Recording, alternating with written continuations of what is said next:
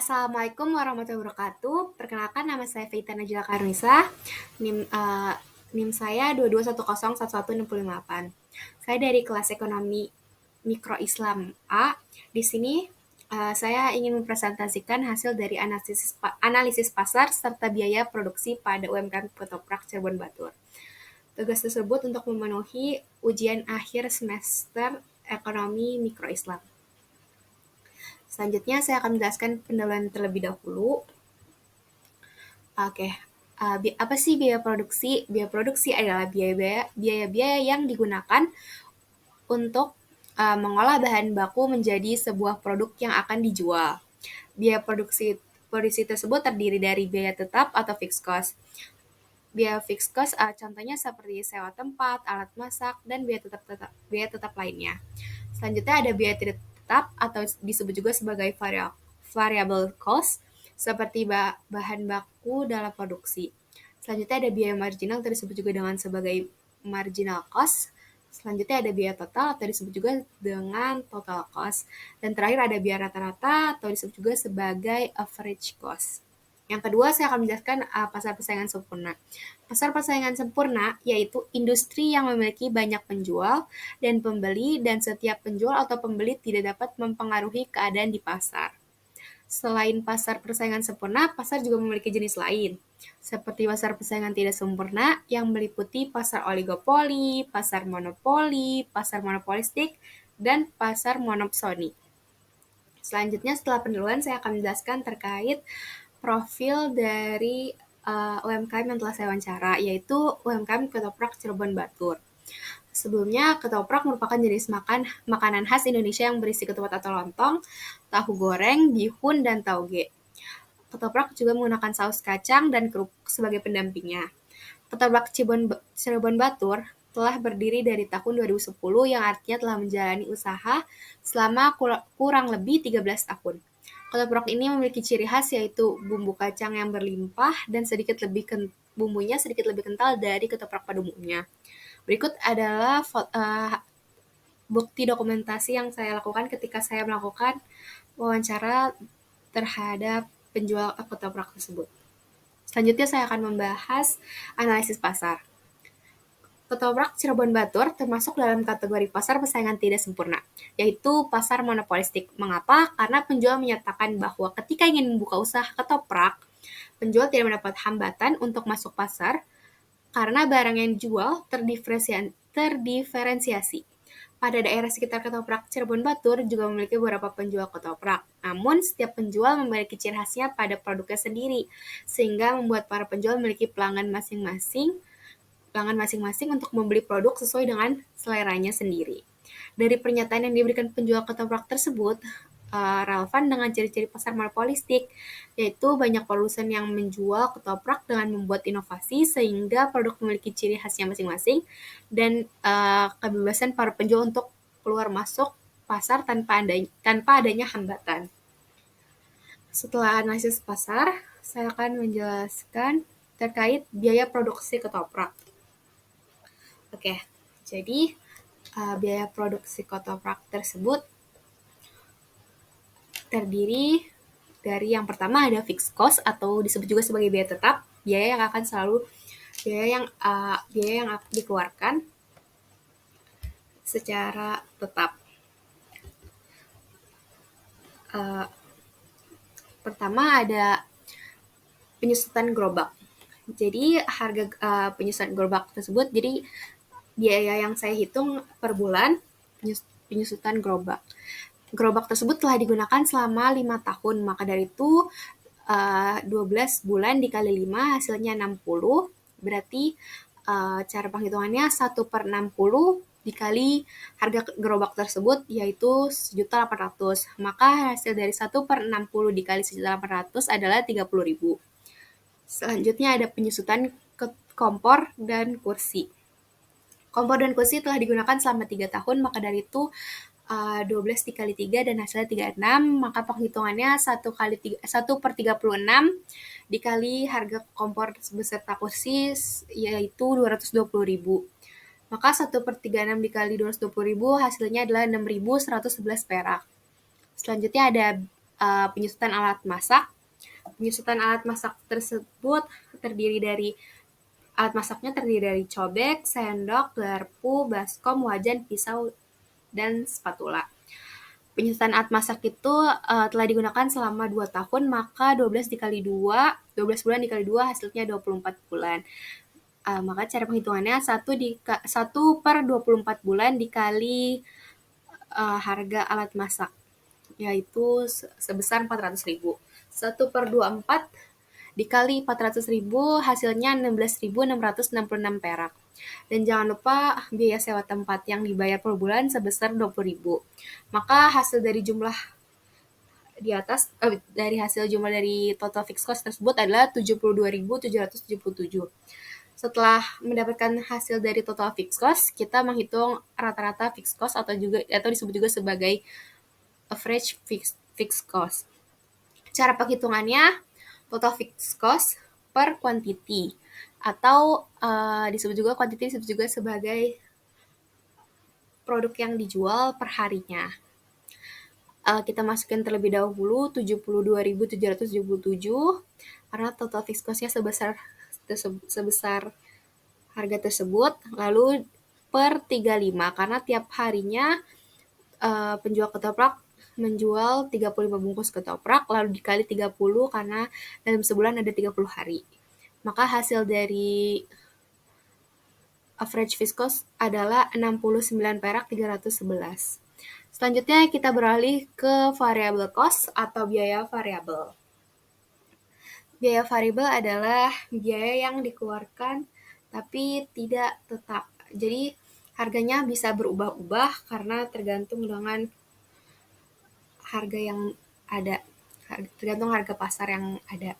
Biaya operasionalnya terdiri dari bahan bumbunya, bahan ketopraknya, dan kemasan untuk ketopraknya. Bahan bumbunya sendiri terdiri dari kacang giling.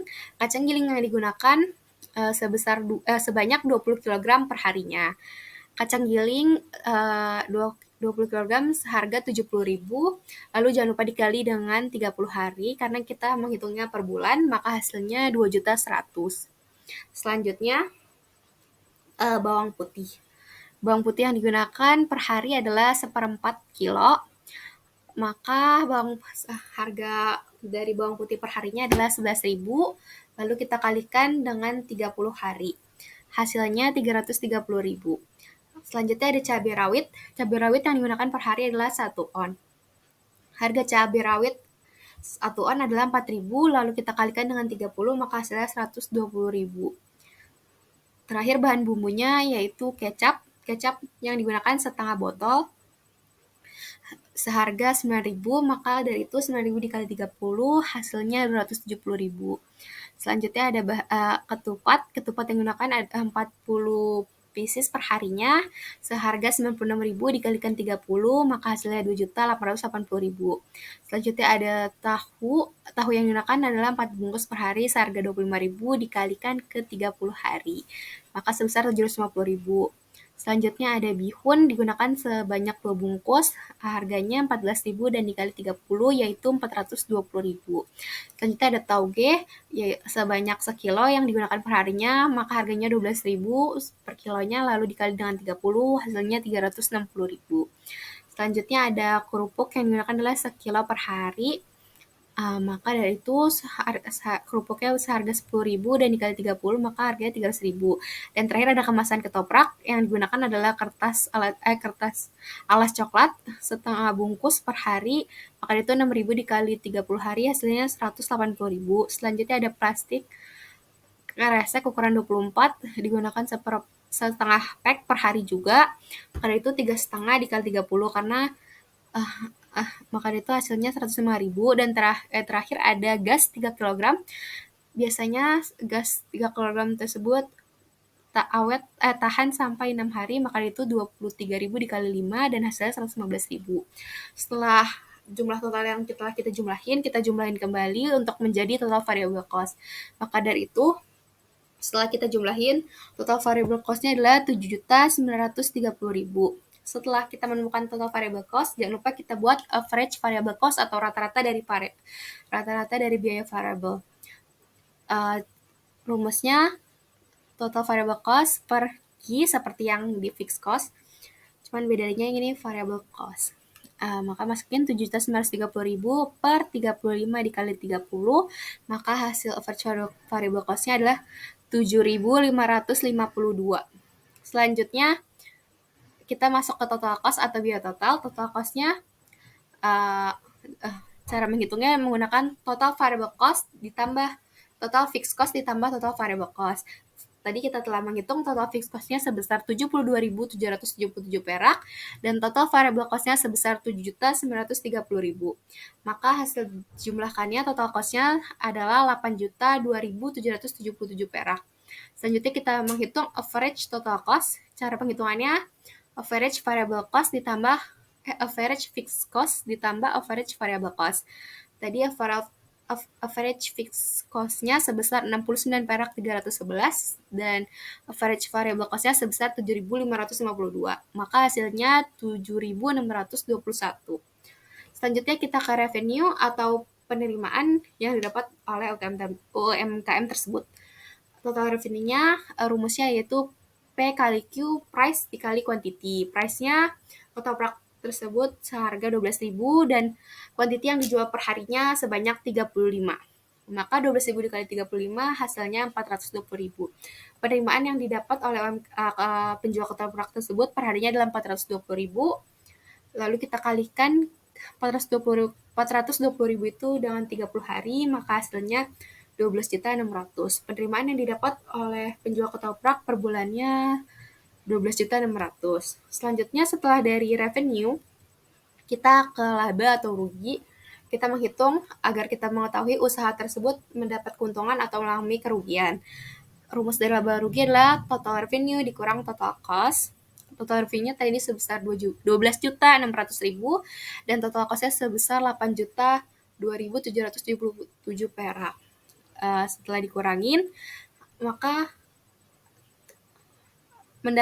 mendapatkan laba sebesar Rp4.597.000. Maka dari itu usaha tersebut mengalami keuntungan. Setelah dari biaya produksi, kita lanjut ke analisis harga. Analisis harga ketoprak berada di sekitar 12.000 hingga 15.000. Dan dari perhitungan biaya produksi pedagang ketoprak tersebut, sepertinya pedagang tidak perlu menaikkan harga ketoprak, karena dengan ketoprak harga 12.000, laba yang diterima penjual ketoprak sudah cukup sebanding. Tetapi jika harga ketoprak tersebut diturunkan, mungkin pembeli bertambah karena harga ketoprak tersebut lebih murah daripada harga penjual ketoprak lainnya. Namun biaya produksi pasti akan ditekan sehingga barang yang dijual kualitasnya tidak sebaik dan sebagus harga ketoprak sebelumnya. Selain itu, pedagang ketoprak akan mengalami keuntungan yang sedikit dan tidak sebanding dengan hasil kerja yang telah dia lakukan dan tidak sebanding dengan kualitas ketoprak yang telah diberikan kepada pelanggannya. Selanjutnya setelah dari analisis harga kita di akhir, yaitu kesimpulan. Di akhir presentasi ini saya akan memberikan kesimpulan yang saya dapat. Ketoprak Cirebon Batur memiliki perbedaan dari yang dijual di pedagang ketoprak lainnya, karena setiap penjual memiliki ciri khas pada produknya sendiri.